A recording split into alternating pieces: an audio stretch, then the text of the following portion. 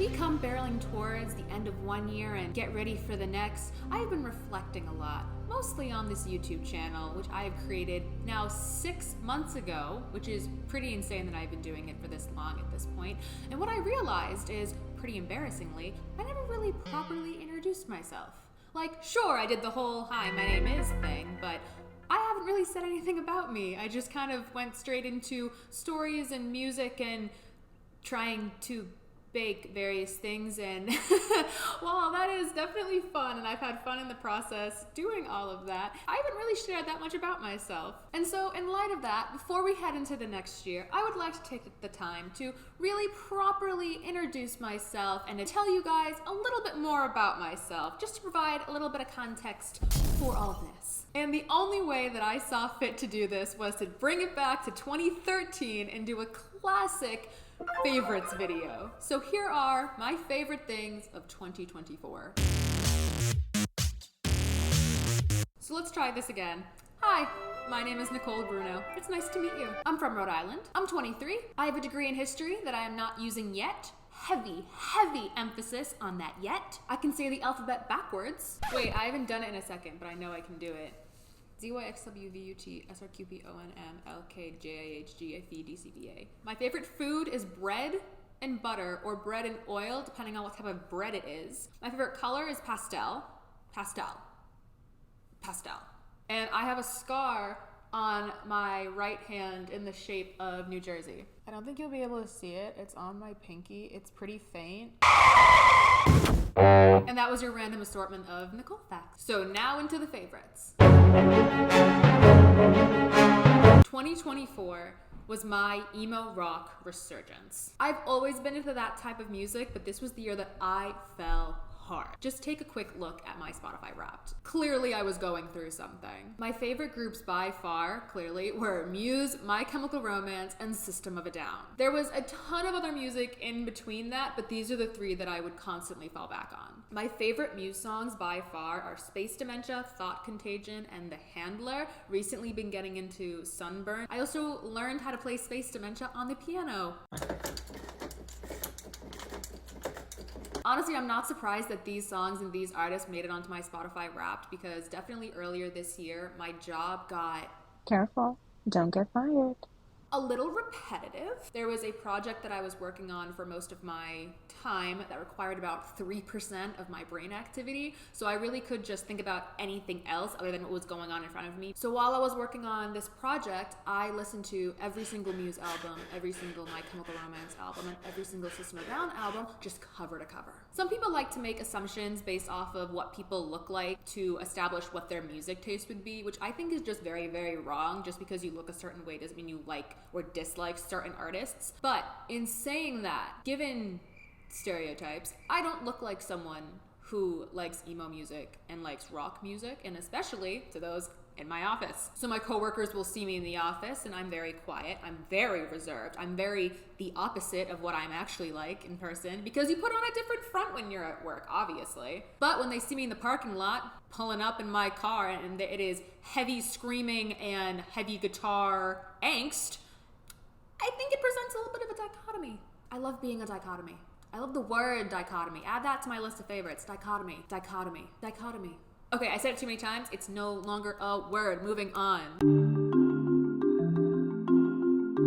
My absolute favorite thing that I watched this year, other than the obvious, was Marvel's Agatha All Along. I was obsessed with WandaVision when I came out. The twists, the turns, the storytelling, the costumes, how it progressed the story until they ruined her in Doctor Strange, but I don't want to talk about that. And to have all of that mystery come back in Agatha All Along, I think cured something in me. Because you see, I was a huge Marvel and MCU fan back in the day. Well, from 2015. I knew nothing about it until 2015, until my friend at the time knew that I knew nothing and basically forced it upon me. They literally brought to school a DVD of Captain America First Avenger, handed it to me and said, watch. And I said, okay, watched it and became obsessed. So I was a big fan from like 2015 to about 2022, because that's when it was just became oversaturated, and then I really couldn't keep up with everything that was going out, and I just got like, oh, it's just too much, and the quality kind of went down.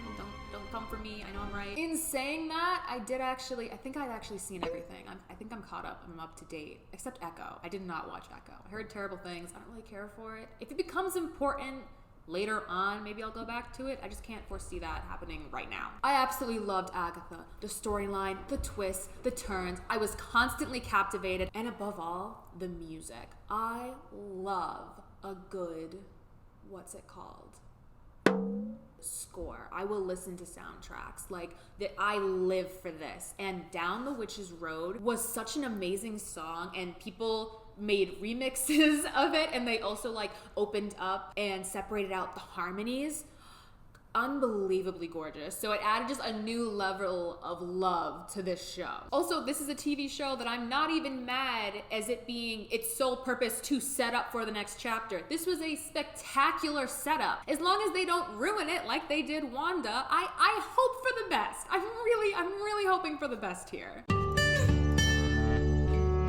Sadly, there's not too much in this category, which really does break my heart because I used to love all things beauty and makeup. I used to do fun eye looks. I would wear lipstick every single day. I did the whole 9 yards. But then COVID happened and you were wearing masks and we weren't going out that often. It all just became like a big hassle. But I am really trying to get back into it just because it was a part of myself that I just really enjoyed doing. I loved taking the time to do a pretty eye look and to pick out which shade of red I needed for a specific event and for a specific outfit. So I am trying to bring it back. So my favorite stuff from this year is actually this, which I know looks kind of weird. Hold on, this.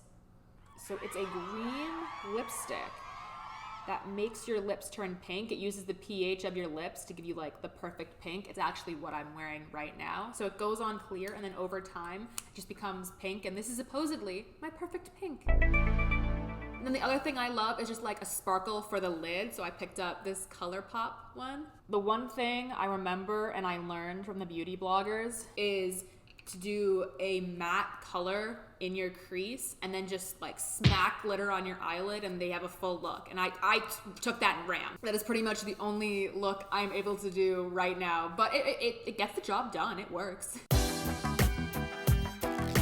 I used to never read, like, at all. I didn't enjoy reading for fun. And then I had a coworker at work who knew I was semi-interested in history at least, so she gave me a book that she already read that she really enjoyed, and of course me, you know, you can't say no, so I took the book and I became hooked because I found my niche. And ladies and gentlemen, that niche is historical fiction, specifically in the World War II era, but I'm not particularly picky in that respect. I have read so many different historical fiction books centered around mostly London in 1942 during the Blitz, specifically code breakers. I am obsessed with that part of history. I'm a World War II girly. I know that's a red flag for some people, but I'm a World War II girly. But this isn't a history lesson. My favorite book, it's Distant Hours by Kate Morton. Now, if this sounds familiar, I did talk about this book in a short because I went to a fair, did a blind date with a book, happened to get another Kate Morton book, but I haven't read that one yet. This one is my favorite. 600 pages of twists, of turns, going between 2 different timelines, going between, I think, 5 different character points of view. I finished it in 3 days. I was hooked. My life was changed. I got to the final bit and I had to reread it 3 times because of how impactful it was, because I wasn't ready. In this enthralling novel, Morton pays homage to the classics of Gothic fiction, spinning a rich and intricate web of mystery, suspense, and lost love. I just need to recommend this to everyone. This is one of the best books I've ever read. Also, in saying that, I also love books that go back and forth between different perspectives. I love having a multi-perspective story. I came very, very late to the concert scene. My first concert was in 2022, right before my 21st birthday. So my first concert, I was 20. I went to go see Half Alive, if you're wondering who I saw. And since then, I've been on a concert kick and spending way too much on tickets. And let me tell you, the best concert I went to in 2024 was AJR. Because they aren't just musicians. They are performers. Their last tour, the Maybe Man tour, was a whole theater production. Someone was suspended up in the air. They had a huge screen and something that went over it to make things look like it was 3D. They had a gigantic movable puppet of one of the band members. Seriously, even if you don't know AJR music, go to an AJR concert. No matter where you are, you will like it. And of course, I have to give a special shout out to the Dan and Phil show. The Terrible Influence tour changed my life. It just did, but you guys already saw that video. And then another one of my favorite shows that I went to, I got a lot of favorites, I'm sorry, is Will Wood and Schaefer James, two of my absolute favorite artists. And this one does get like the special, I have to add them because I also met them. But I can't say that this was my favorite concert of all time because of the way it was set up. So it was like dinner theater, but I don't know why I'm trying to describe this. I have a photo. Here, look at the photo. So it was all these tables, you could get food, and I had the best fries and dips there. Unbelievably amazing fries and dips. And all the chairs were facing in, so you had to turn your body, crane your neck, and look around everybody else to watch the show.